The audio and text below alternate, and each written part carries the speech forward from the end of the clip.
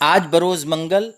5 مئی جامعہ اسلامیہ اشاعت العلوم اکلکوا میں تعلیم حاصل کرنے والے طلباء کو اپنے وطن بہار بذریعہ ٹرین روانہ کیا گیا۔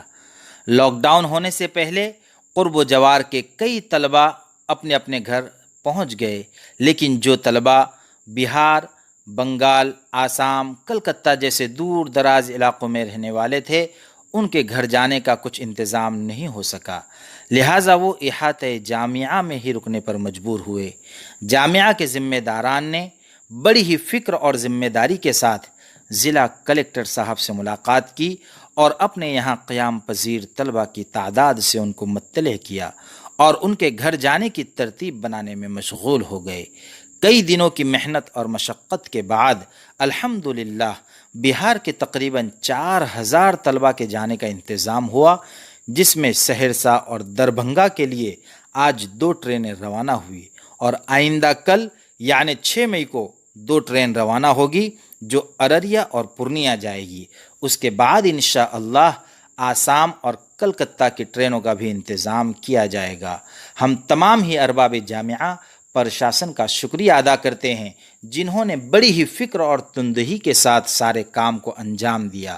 خصوصاً ضلع کلکٹر ڈاکٹر بھاروڈ صاحب اور ان کی پوری ٹیم، اسی طرح ضلع ایس پی مہندر پنڈت صاحب اور ان کی پوری ٹیم، کے سی پاڑوی صاحب، ہینا گاوت صاحبہ، وجے کمار گاوت صاحب، پدما کروڑوی صاحب اور تمام ہی سیاسی ذمہ داران، ان تمام کی فکروں نے ہمارے طلباء کے اپنے گھر جانے کا انتظام کیا۔ لیکن ہم نہیں بھول سکتے کہ ہمارے جامعہ کے ذمہ داران نے بھی اپنے مدرسے میں پڑھنے والے طلباء کا بخوبی خیال رکھا۔ لاک ڈاؤن ہونے کے بعد جو طلباء جامعہ میں تھے ان کو سوشل ڈسٹینسنگ کے ساتھ مدرسے میں رکھا،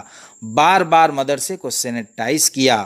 بچوں کی صحت کا خیال رکھتے ہوئے بار بار بچوں کا چیک اپ کروایا اور مستقل ان کو اپنے وطن روانہ کرنے کے لیے ارباب حکومت سے رابطے میں رہے۔ خاص طور سے مولانا محمد حذیفہ وستانوی صاحب